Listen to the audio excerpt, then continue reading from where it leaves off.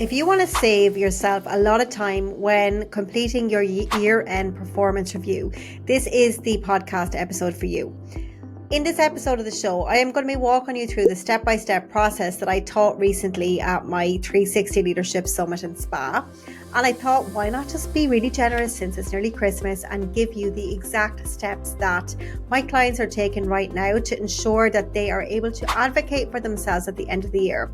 So stay tuned. This is an episode you absolutely do not want to miss. I hope you enjoy. Hello there, lovely lady, and welcome back to another episode of the 360 Leadership Podcast. Today's episode is going to be a good one. Even if you've already done your year-end self-assessment, if you haven't actually submitted it yet or you can still make changes, I definitely recommend that you take a pen and paper for this episode because we are going deep. All companies do these review cycles at totally different times, so I really hope that you get some value from today. Well, I know you will, so please take out a notepad if you can, or take out a Word doc and just take some notes because I'm going to be giving you some really, really powerful stuff. So in this week's episode of the show, we are going to be talking about all things year-end appraisals. Now, I came from the corporate world, so I understand that it can be something that you can find challenging, right? And I know I often used to have the attitude of, well, if I just do the work, they're going to know what I did, right? But actually, it's so wrong. You have one opportunity. There's this big limiting narrative that I know swarms around that, oh, they've already made their decision. There's no need for me to spend time on this. And that's actually BS. That is actually BS. I know I used to read all of my team's assessments, and I know that you do too. So why would your boss be any different? So today we're going to be breaking down some steps that you can take to ensure that you are putting your best foot forward.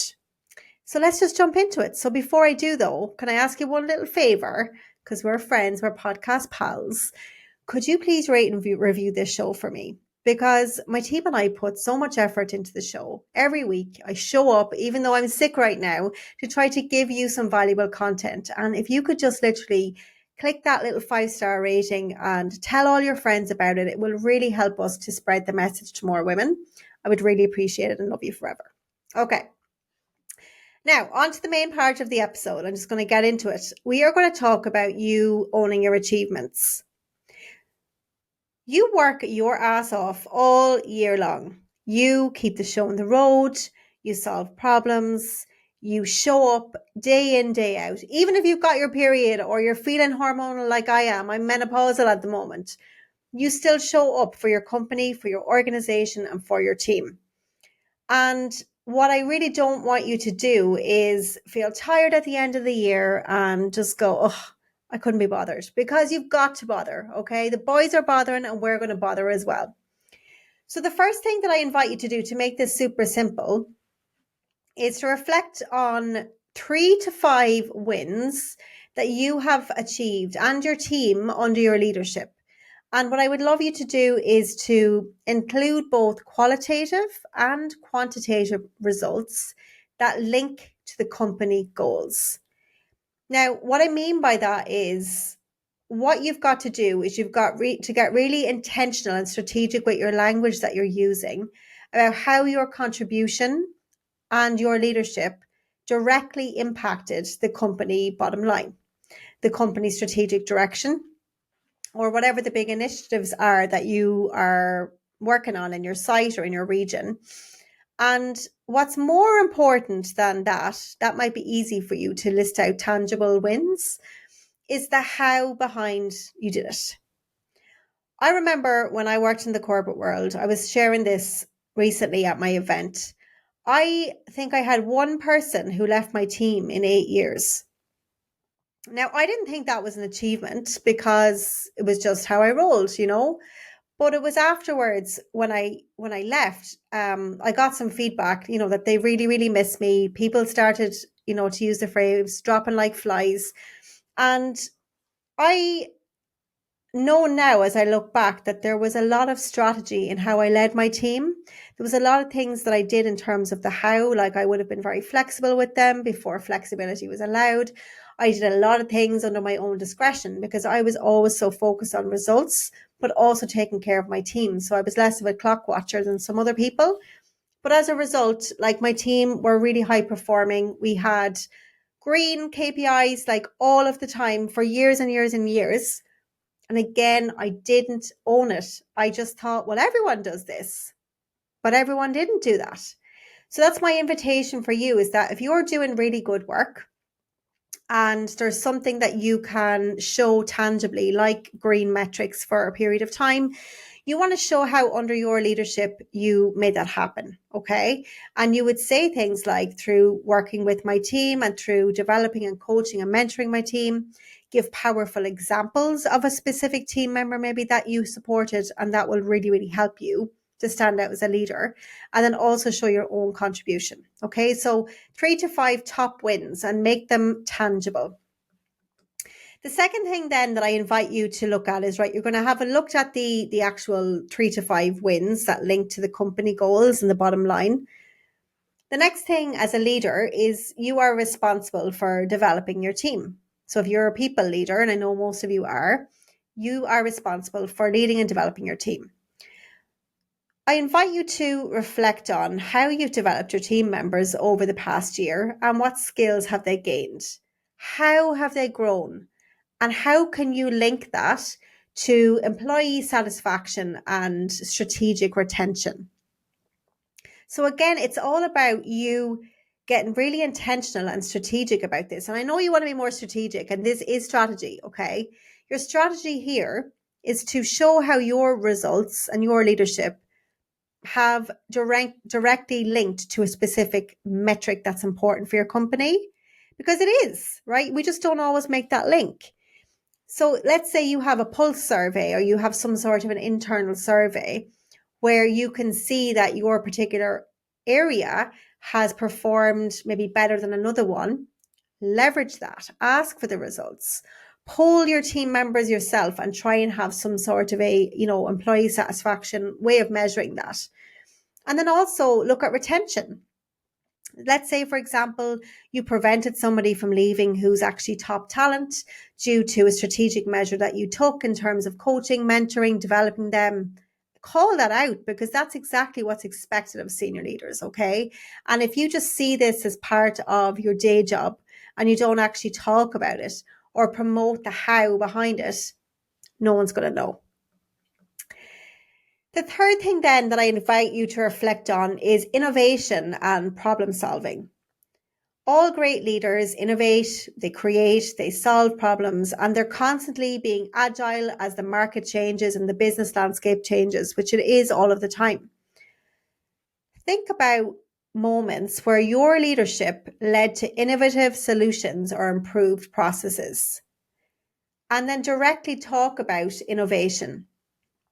Especially like review your company values, your company mission statement, pull out phrases that your organization use. Like if there's key phrases that you guys use, make sure that you're pulling them in when you're doing your end of year appraisal as well, because it's all about talking their language.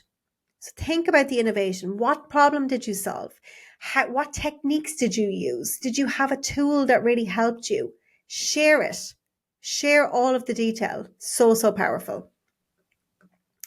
And then I invite you to think about key moments. Think back over the last year to key challenges, initiatives, or events where you were front and center.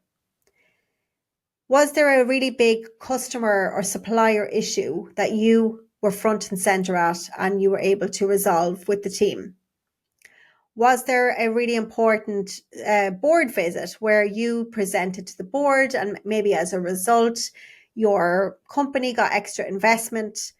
Think about those things where you were a key player and write them down.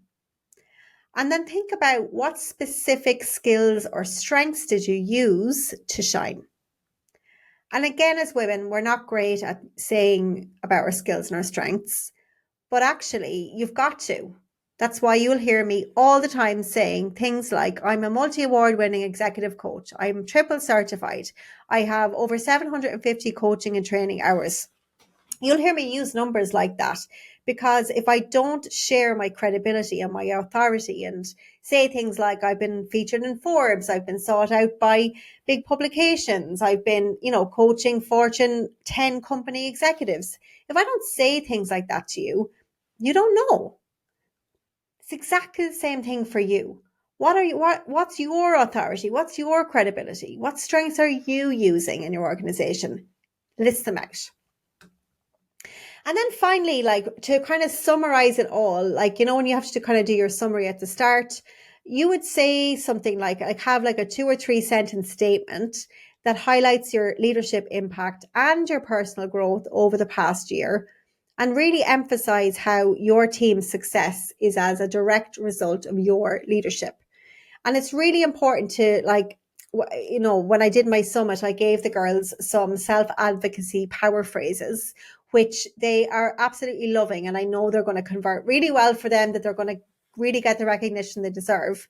But I'm just going to give you one of them. We had about 7 or 8 of them. I'm just going to give you one of them today, which is how you kind of start your summary at the start of your end of year review. You could say something like, and you can write this down if you like, is this year, my team and I have achieved significant milestones. I'm proud to share how my leadership has directly contributed to these successes. So that's a really nice way of setting the tone for how you start it. And obviously, when you work with me, I will give you all of the other ones and give you all of the templates as well. So that's it for this week's episode of the show. And if you are interested in working with me, guys, in 2025, please feel free to reach out to me on Instagram or on LinkedIn.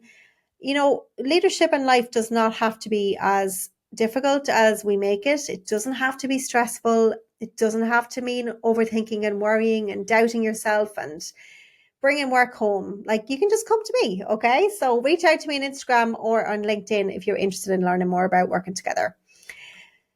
Now, let me do a little recap. So the things that I invite you to do is, number 1, to reflect on your top 3 to 5 wins and use qualitative and quantitative results linking to your company goals.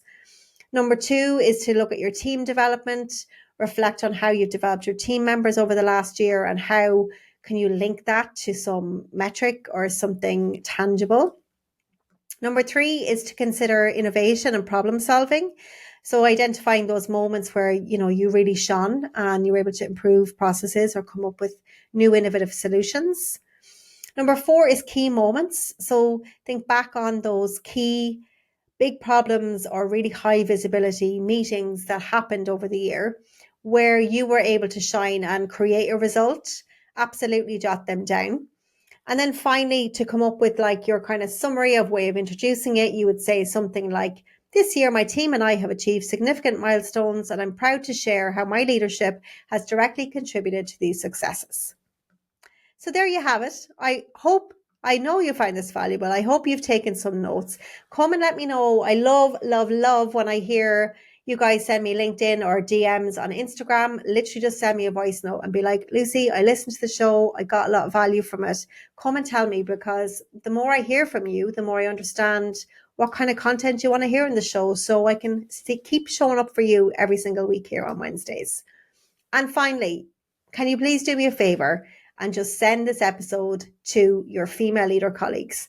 If you have a women's network at work, if you have a group of female leaders that you're in, if you want to share it on LinkedIn, please help me to share this message with other women in leadership, because you guys know I care a lot. I want you guys to get all the recognition that you deserve in the world. And yeah, I can't do that without you. So thank you very much in advance. So that's it for this week's episode. Remember, success, balance, and happiness are possible. You can have it all. I'll see you again, same time, same place next week. Bye for now.